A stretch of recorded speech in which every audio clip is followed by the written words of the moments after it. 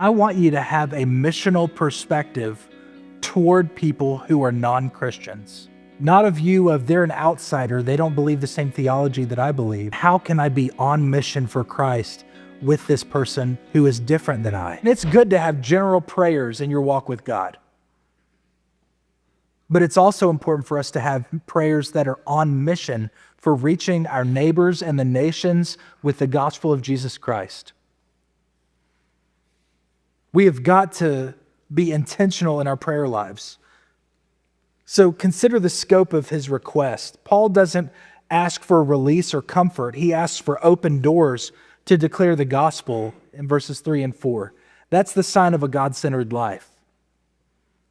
When you're praying that God would open up doors of gospel proclamation through your life, that is a sign that you're living on mission for him. When's the last time, look at me now, when's the last time you prayed that God would use you to lead somebody to Jesus Christ? When's the last time that happened? You need to pray that today. Pray for God to use you to lead somebody to Jesus Christ. The image of an open door recurs in Paul's writing, signaling divine opportunity, but what is he declaring? He is declaring what it says here in the text, the mystery of Christ. Mysterion to Christo, the mystery of Christ. The once hidden, now revealed scandal of a crucified and risen Savior who reconciles all things, Gentile and Jew alike. So Paul wants to make it clear. He's meaning to reveal plainly, to make fully known. So Paul is asking for gospel clarity in his lifestyle.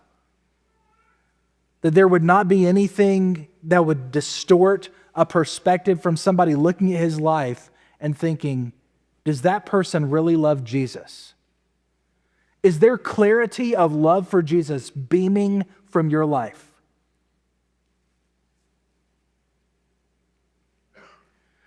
Gospel clarity is worth more than eloquence.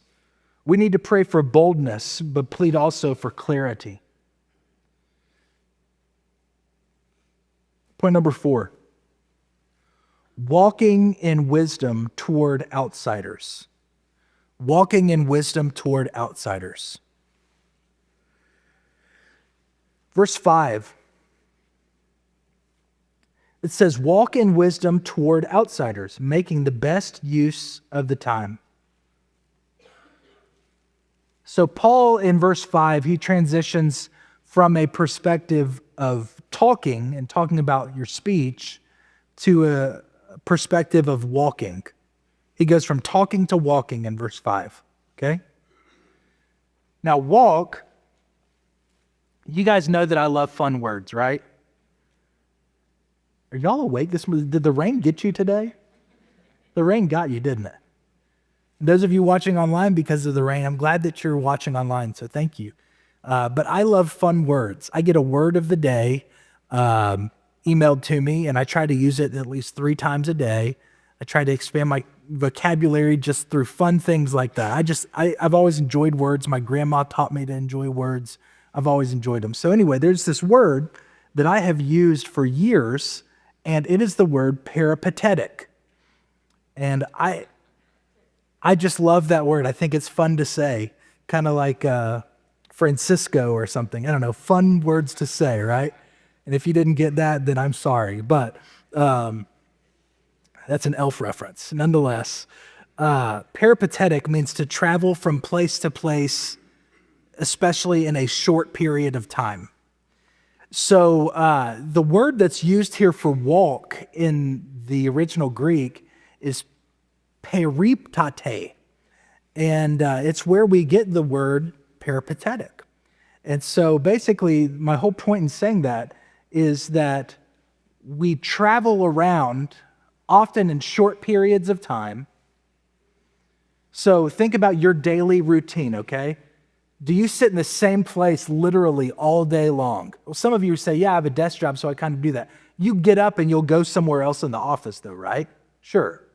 I mean, even if you're sitting at home, You'll sit in your living room for a while, and then you'll transition to your kitchen, and then you'll transition to the bathroom. You'll walk around the house a little bit, right? Sure. Throughout your life, you're not always going to be in the same place. You're going to journey about. The whole point of the linguistic perspective of walk in wisdom is as you are journeying about, wherever you go, as you travel, whether it's going to a restaurant, going to a store, going to your home, going to your neighbor's house, wherever you go and however you get there, whether it be walking or driving or whatever, be wise toward outsiders, making the best use of the time.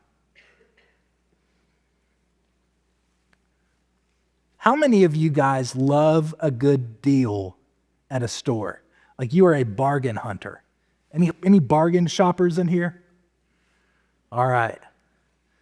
I remember the first time that Charity and I went to the mall with my parents. And we went to Grapevine Mills Mall in Grapevine, Texas, which is an outlet mall. And we went into the Gap outlet. And Charity, this is something my wife does. She can go into a store for like 2 hours and buy like one thing. I don't know how you spend 2 hours in a store and buy like one thing. Because I'm a man on a mission when I go into a store. I go, I conquer, I leave. All right? Now, let's play a little game in here. How many of you, by show of hands, are a go and conquer shopper? Most of you, Charity. Now, how many of you love to meander around the store and take your time? Keep your hands up for a second now. I'm looking to see if there's a single dude in here that's raising their hand right now. We got one. All right. Well, good.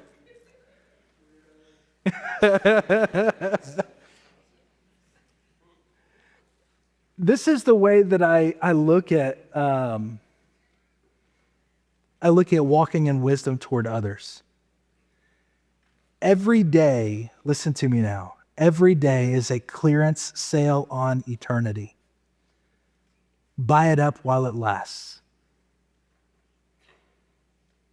Because the word outsiders that's used here in verse 5, it refers to non-Christians. It's not referring to enemies. It's referring to non-Christians. It has a missional tone, not a defensive tone. And I want you to have a missional perspective toward people who are non-Christians. Not a view of they're an outsider, they don't believe the same theology that I believe, but man, how can I be on mission for Christ with this person who is different than I?